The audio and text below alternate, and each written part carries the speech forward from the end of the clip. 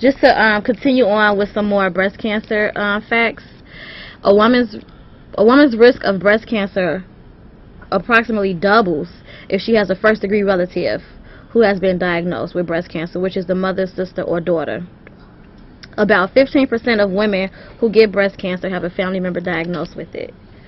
So, and about 85% of breast cancers occur in women who have no family history of breast cancer.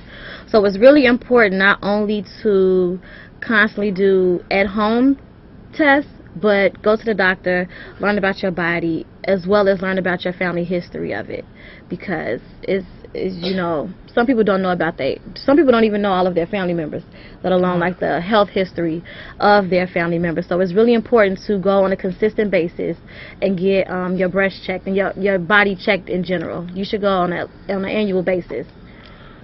Right. You have something you want to add about breast cancer? No, not at the moment. I don't know anybody personally that has had breast cancer, and like she said, a lot of people, they don't know, you know, all of their family, and I'm one of those people who don't know. So, you know, I make sure that I go and get checked when I'm supposed to get checked and see that doctor. I know sometimes seeing a doctor can be a scary thing because you just, you know, can't believe that this could happen to you or this could be going on to you, but the sooner you find out, the better. Absolutely, because I know at one point it was, you know, once you're 40, then you need to start getting a mammogram and, you know, get your breast checked for breast cancer. But given the stats that I gave you, women under 45, especially black women under 45, are more likely to get diagnosed with it.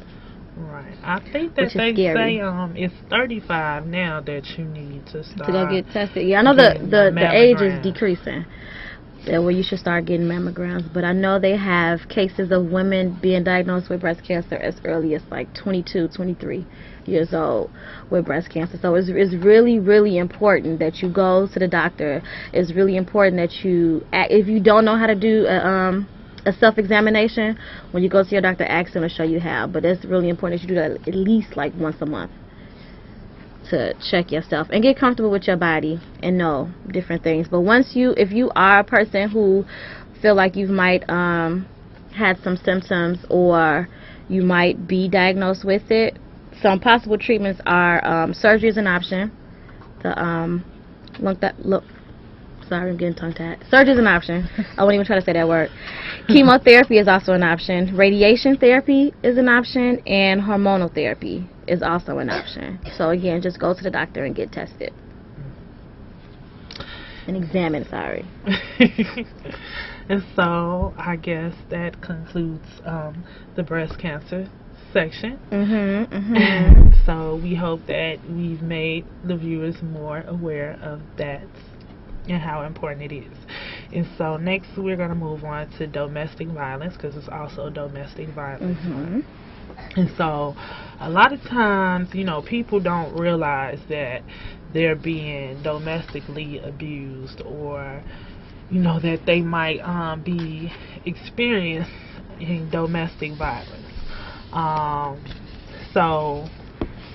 definition of domestic violence is basically physical or emotional abuse, and these are behaviors that are used by a person in a relationship to control another. You know, partners, they can be married, not married, heterosexual, gay, lesbian, living together, separated, or dating. So anyone can be a victim, anyone can be in the situation of domestic violence. And so some examples of abuse are name calling or put downs, keeping a partner from contacting their family or friends, withholding their money, stopping a partner from getting or keeping a job, actual or threatened physical harm, sexual assault, stalking, intimidation. You know, violence, when it comes to domestic abuse, it can be criminal, you know, which is like physical, you know, hitting, pushing, shoving, or it could be sexual abuse, you know, unwanted or forced sex, and stalking. And even though like emotional, psychological, and financial abuse are not criminal behaviors, they are forms of abuse and they can lead to violence. Mm-hmm. And so, I just want to say that violence, you know, it takes many forms, and it can happen over time or it can happen all at once. Mm-hmm. I think people often get caught up in thinking that you're a victim of violence if your partner has physically put their hands on you, but it gets deeper. And it takes on many forms. It can be, you know, emotional abuse, which is, you know, basically someone putting you down, causing you to be stressed out all the time, or you know, on edge all the time about different things. You know, it could be psychological. You know, it affects you mentally. You know, those are abuse too. A lot of people, like she said, a lot of people just think it's the physical abuse, but it's more than that. And so, like I said, anyone can be a victim, you know, of any age, any sex, any race, religion, black, white, yellow, green, you know, marital status, whatever. And so, you know, when I was researching, it was, you know, basically telling me like some different reasons why people might be, you know, scared to basically speak up about them being abused. Like it says, you know, if you're a person of color, you know, you might be afraid of, you know, prejudice, or you might be afraid of being blamed for going out to your community for help, but that shouldn't stop you. You should still go and receive help. I mean, if you are, you know, lesbian, gay, or transgender person, you might be afraid of, you know, having to, you know, let people know what your sexual orientation is. But, you know, I think that that's a small price to pay to basically save your life or to be healthy. It also says, like, if you're physically or mentally challenged or elderly, you know, the person that's abusing you might be the person that needs to take care of you. But if they're abusing you, then they're not really taking care of you the way that they should be taking care of you. And so, you know, male victims, they always get the, you know, embarrassed or ashamed, you know, because when we think about domestic violence, a lot of times we think about the male being violent with the women, but it can go the other way around too, although usually women, you know, are the victims because we are considered, you know, the weaker, you know, sex. In distress. Even though, you know, we know that we are strong. And so, you know, also, you know, if you're a teen, you know, you could be experiencing it, you know, and you could be dating someone at school, and, you know, that can be hard because you're trying to get away from this person, but then you have to see them at school. But if you speak up and you tell friends or family members, you know, what's going on, someone should be able to help you to get out of that situation. I'm going to flash over our overhead so you can get some info.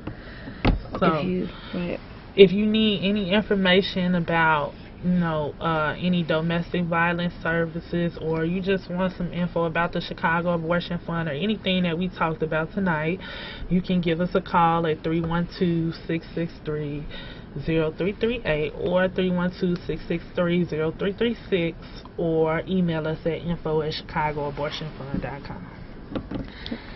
And so here are some warning signs, Very you know, important. for someone that might be abusive. I mean, if a person is very jealous, you know, and they spy on you, that means like going through your phone when you're not around, going through your drawers, you know, looking in your coat pockets, things like that. that's a sign that that person could be abusive, because that's basically wanting to know your every step, every move. You know, that's a red flag for, you know, a control issue. Oh, real quick before we go forward with that, because I want to share a quick story. One, I know, especially within young people and probably adults too, but with us working with young people a lot, we hear that people mistake, oh, my boyfriend or my partner goes through my phone, but they say love me, or, you know, they mistake it for that, but that's not what that is. That's a sign of abuse. So if you are in a relationship and your partner is invading your privacy, then that is a warning sign. We have, oh, sorry. Somebody that you're in a relationship with, they won't let you break up, you know, or they hurt you or any way, put you down, force you to have sex, or just make you afraid of saying no. They abuse drugs and alcohol, they pressure you to do it, or they just have a history of bad relationships and they blame it on others.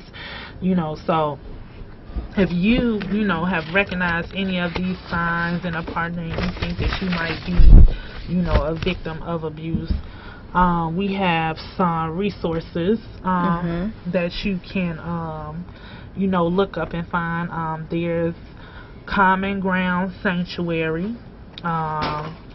They have a toll-free number that you can call. I believe it's 24 hours. It's 248-456-0909. And also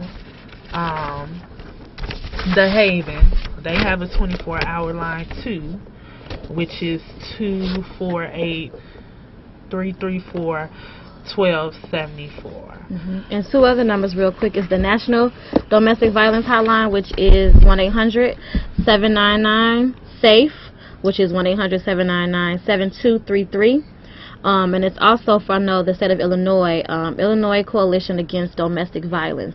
And their number is 217-789-2830. And their website is www.ilcadv.org. And even if you're not personally getting abused, or you know somebody who is, you know, you can always be, you know, the helping hand to help them get out of that situation and offer them, you know, the information that you learned today. And so, we just want to thank you for tuning in, and we're here every last Wednesday of the month. And all right, and have a good night, good people. night.